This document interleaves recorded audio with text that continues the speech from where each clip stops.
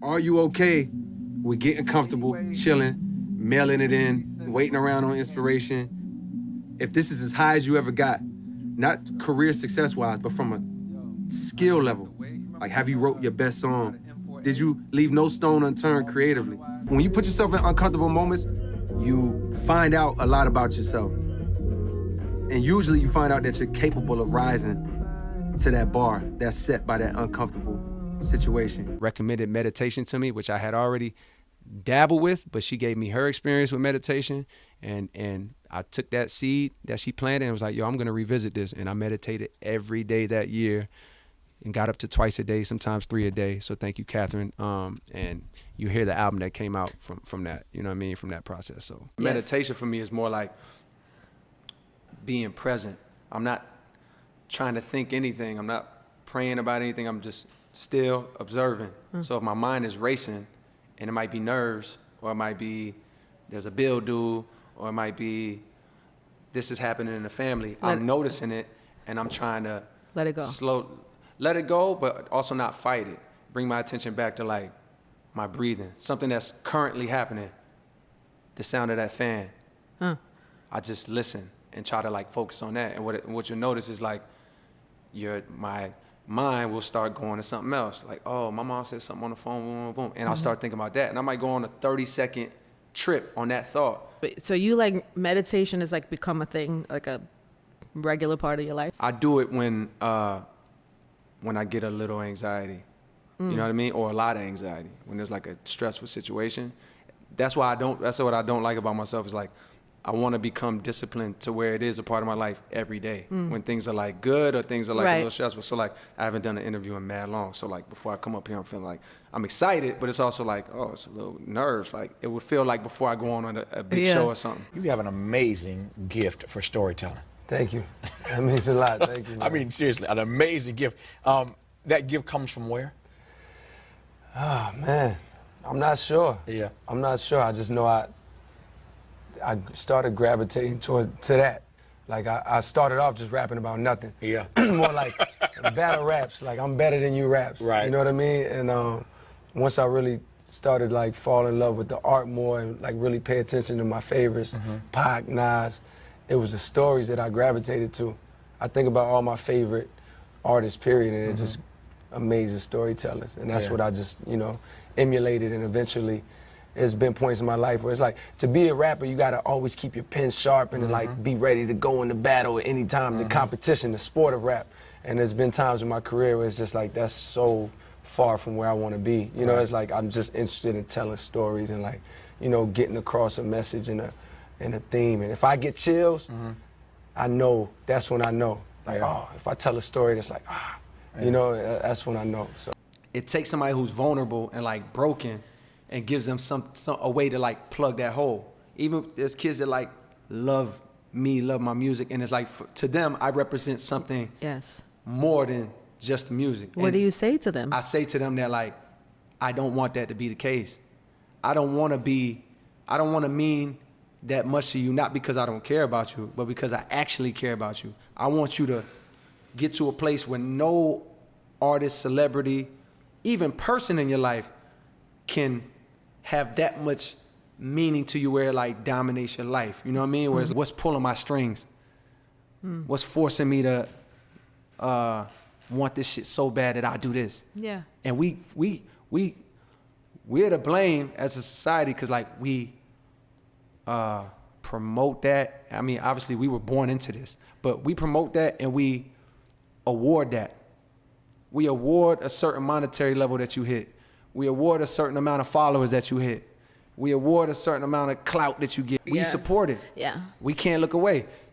A video come up right now, somebody put a video in the chat, this little rapper do this, boom, boom, I'm clicking that shit. You get another choice. You know what I mean? Like, it's not all or nothing. It's not like, yo, I popped the perk, like, I fucked What's up. wrong with you? Nah, it's like, bro, it's cool, choose why, like, you got another shot. It's an empowering statement. It puts the power, like, in your hands, and it's like, you always got the choice to, like, it's not, nothing's final. Yeah. You always got a chance today to, like, be the person you want to be. I went to Does Skate Zone, and they had a part of their show where they invited yo, all the MCs that's in the crowd, if you want to get up and rock, come up. I'm 14. I'm the youngest dude in there, me and Said. Everybody else, 19, 20, 24, whatever. I get on stage as a 14-year-old, scrawny, skinny. I sounded like a girl. My voice was high-pitched. I was nervous as hell, but as soon as they passed me the microphone, I destroyed that shit. I was the best on the stage with all these older dudes, and that's when dudes from Bomb Shelter was like, he wasn't lying. He really got it like that. And we started working, and they became my mentors, and the Skate Zone. Millions of dollars was on my mind at that time. I was dead broke. There was no time to relax, go hang out, party. No, I was broke. I needed millions. I saw, even when I had negative money in my account, which was very often, I saw millions in my future. I wanted safety, comfort, security, ease, no more stress. Tired of watching people stress. Tired of watching people fucking scrape and pawn shit just to pay this, and you know what I mean? I was tired of that shit, tired of being that myself. So that was my theme, you know what I mean? At that time, no time to chill, I'm trying to get meals. But the stories that you tell, and this is true for some artists and not true for other artists, the stories that you tell are, especially on this project, such personal stories. Right. And it seems to me, I'm not an artist, but it seems to me that one has to get to a place of feeling a certain level of comfort to be transparent enough to share those stories. Right. So how does one navigate to that particular place? You know, what's funny is I was telling these stories I'm a bedroom artist. I come from the bedroom generation of artists where I got my first beat machine. I was making beats downstairs in the house. I was writing in my room. You know, I had this door closed.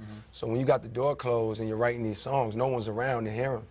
And so I had these songs that would like say super personal details about my life or like really give you insight that some people might find embarrassing or like may not want to reveal that type of information. But for me, it was like no one was listening. It was like, you know, I'm not a real, I don't really talk about my problems with my friends. I'm a real introverted person. So that was my way of getting it out. And I never thought about the other part that was like, yo, somebody's gonna hear this. Yeah. You know what I mean? And one day somebody's gonna hear this. In your case, a whole bunch of people are gonna hear it, yeah. Right. So I got in the habit of telling those stories when no one was listening. It just so happens now we're at a point in my career where like everybody's listening. So it's, you know, it's cool. If I stayed in the studio anything less than 12 hours before I had kids, it was a failure of a day. About 2 years into being a father, I remember like, oh, you need a schedule where your family knows that this is your time in the studio and this is the time when I'm at home on family mode. It's something that I needed to do because I'm not gonna shortcut on the family side. This past 5 years has been a fight against comfort. I was chilling. What I noticed was with that feeling of comfort, I'm like, damn, this is the moment that a lot of your favorite rappers hit a crossroad where they did what the fuck they set out to do, and then the fruits of their labor started working against them. That same energy and that same like passion they put into the craft was gone, and it was replaced by like comfort. Are you okay with getting comfortable, chilling, mailing it in, waiting around on inspiration? If this is as high as you ever got, not career success-wise, but from a skill level, like have you wrote your best song?